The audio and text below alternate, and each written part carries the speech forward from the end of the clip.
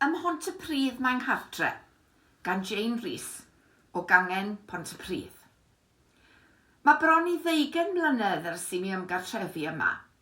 Yn frodor o Abertawe, des i'r ardal yn athrawes a bues i'n dysgu yn rai o ysgolion cynradd Cymraeg Rhondda Cynon Taf. Y llynedd, cefais gyfle i dywys criw o ferched y Wawr rhanbaeth y De-ddwyrain o gwmpas Pontypridd fel rhan o brosiect y cyn-lywydd Jill Lewis. Roedd hi'n braf cael Jill a Tegwen gyda ni ar y daith. Braf iawn hefyd fydd croesawu ymwelwyr ym mis Awst i'r Eisteddfod Genedlaethol. Felly beth am ragflas o'r hyn fydd yn eich disgwyl o fewn milltir sgwâr y dref hon, sydd â phoblogaeth o dros 34,000 o bobl.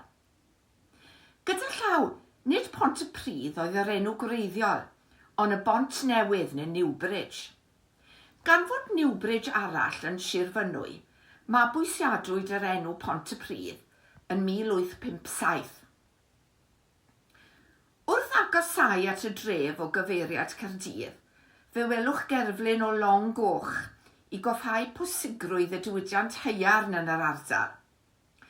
Safai ffatri Cadwyni Brown Lennox lle mae archfarchnad Sainsbury's heddiw. Yma cynhyrchwyd Cadwyni i'r Titanic. Llifau camlas Morgannwg a gorwyd yn 1794, heibio i'r ffatri, gan gario'r deunydd crau o Ferthyr a chludo'r cynnyrch gorffenedig i borthladd Caerdydd. Rhaid peidio ag anghofio am gysylltiad yr hynod ryfedd Dr William Price gyda'r safle. Rhoddai wasanaeth meddygol i'r gweithwyr ar ffyrdd math o insiwriant iechyd cynnar. Uwch ben y dre mae ardal y Comin. Gallwch fynd am dro hamddenol yna a gweld y maen chwyf neu'r garreg siglo. Cynhaliodd Iolo Morgannwg orsedd yma yn 1815. Cyn cyrraedd gatiau'r parc yn y Sangharad, fe welwch chi dafarn hynaf yr ardal, sef y Llanofer. Mae cysylltiad rhwng y dafarn a'r arglwyddau Llanofer, ond tybed pa mor addas yw hynny o gofiau bod hi'n ddirwestwraig. Roedd criw o feirdd yn cwrdd yn y dafarn o'r enw Clic y Bont. Yng nghanol y 4edd ganrif ar 15, rhestrodd Dewi Alaw enwau 139 o feirdd a oedd yn byw yn yr ardal. Yr hen bont yw ddelwedd sy'n cael ei chysylltu fwyaf â thref Pontypridd.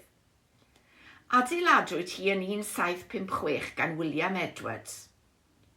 Dyma oedd y bont a'r bwa sengl hiraf yn Ewrop ar y pryd. Ar ôl sawl ymdrech, safodd y bont i wrth sefyll llif Afon Taf. Yn ôl y sôn, dyma darddiad y dywediad tri chynnig i Gymro. Mae modd i chi gerdded ar draws y bont eiconic heddiw. Gyda chynifer o gapeli yn cau, mae trigolion Pontypridd wedi gweld yn dda i addasu 3 adeilad at bwrpas newydd. Mae capel Eglwys Bach yn feddygfa ers 1992.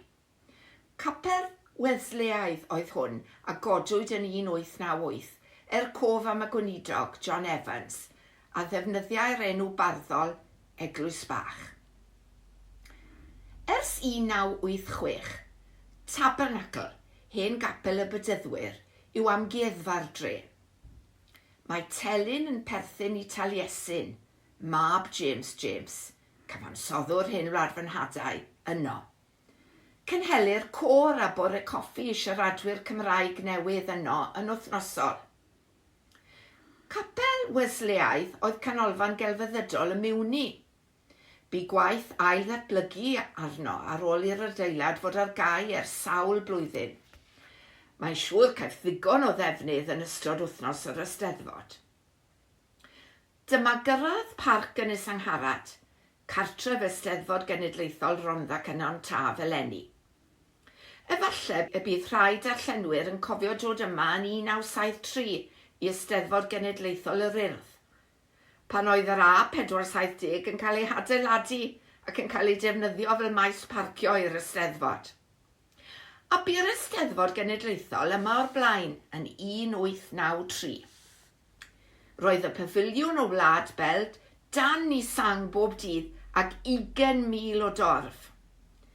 Mae trigolion y dref yn hynod falch o gofio taw dyma gartref ein Mhontypridd genedlaethol.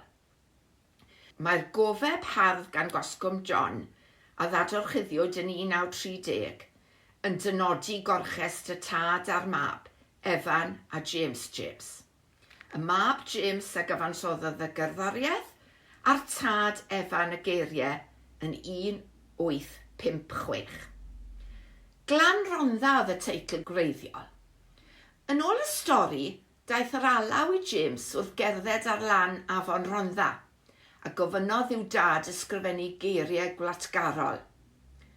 Roedd 2 o frodyr Evan wedi ymfudoi'r Unol Daleithiau ac am i Evan a'i deulu ymuno â nhw. Ymateb Evan oedd geiriau hen wlad fy nhadau i egluro ei benderfyniad i aros yng Nghymru. Erbyn marwolaeth Evan James yn 1878, roedd y gân boblogaidd wedi dod yn anthem. Perl y parc yn ddios yw'r Lido, adeiladwyd yn 1927, a'i ail-agor ar ei newydd wedd yn 2015. Dyma oedd pwll awyr agored mwyaf ond un yn Ne Cymru. Mae'r dyluniad yn Rufeinig, a'r bwriad gwreiddiol oedd rhoi lle i weithwyr y diwydiannau i gael awyr iach. Fe nofiodd un o'r achurbwyr bywyd y pwll, Jayne Reees, y sianel rhwng Lloegr a Ffrainc, ac yn dod yn dipyn o seleb yn ei chyfnod. Yr enwocaf i nofio yna, mae'n siŵr, oedd y Sir Tom Jones ifanc. Agorwyd parc Ynys Angharad yn swyddogol yn 1923. Parc coffa yw e i'r bobl leol a gollwyd yn y Rhyfel Mawr. Mae cartref clwb cricet Mhontypridd yma, yr hynaf yng Nghymru. Fe fydd cyfle i weld holl adnoddau'r parc pan ddaw'r Eisteddfod.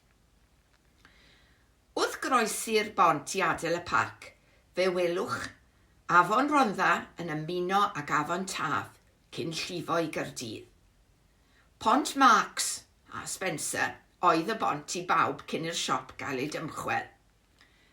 Bellach mae'r safle wedi ei datblygu yn ardal braf i bobl eistedd a mwynhau'r olygfa. Rhwng afon Taf a Stryd Taf mae Clwb y Bont, sydd wedi dathlu 40 mlynedd o fodolaeth yn ddiweddar. Agorwyd y clwb gan Dafydd Iwan yn 1983. Yn dilyn sawl digwyddiad anffodus gan gynnwys difrod llifogydd Storm Dennis yn 2020, mae'r clwb bellach yn edrych yn well nac erioed ar ôl gwaith adnewyddu sylweddol. Mae arwyddau'r y clwb yma o hyd yn un hynod o berthnasol. Cenhelir pob math o ddigwyddiadau, gigs, cyngherddau, cwisiau, côr cymunedol, a dyma hefyd fan cyfarfod cangen Mhontypridd o ferched y Wawr. Pan ddaw mis Awst, bydd croeso twym galon yn eich disgwyl i holl weithgaredd yr Eisteddfod yma ym Mhontypridd.